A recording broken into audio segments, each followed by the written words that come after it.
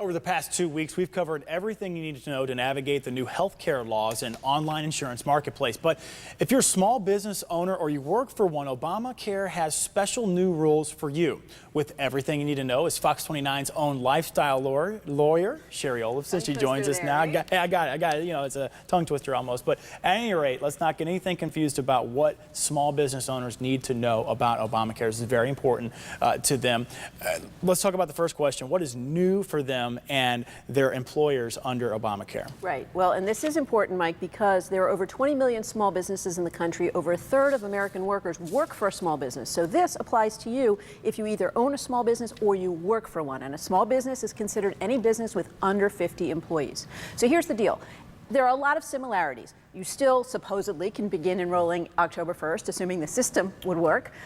You can get your coverage as soon as January 1st, and you can't be turned down based on pre-existing conditions or charge more money. But here's the difference. Small business owners go to what's called the SHOP, S-H-O-P. The website's a little different. It's healthcare.gov/marketplace/shop. So what happens is the small business owners go there and they set up the plans they want to offer. They decide how much they're going to pay for premiums, what kind of coverage they're going to offer their employees. Once they've set that up, then their employees then go to that site, not healthcare.gov, to choose which insurance they want. And here's a good thing. There's no open enrollment. So with individuals, you have to enroll between now and March, or you have to wait until open enrollment next year.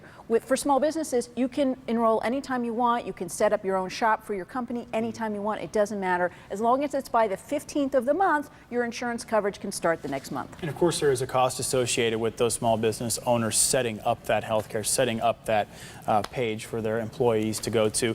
Is there financial assistance for these business owners, and what's the cost associated with that? Yeah, well, there's actually a tax credit that these folks are going to get. And the smaller the business, the bigger the credit, because the government really wants to encourage. I mean, it wasn't just us individuals that had a hard time finding coverage, it was small business owners too. So for an example, if you have under 25 full-time employees earning $50,000 or less, the government will actually give you a credit equal to 50% of what your contribution is to pay for your employees' health care insurance. So it's a real incentive for small business owners to use the SHOP as opposed to going and getting insurance on their own.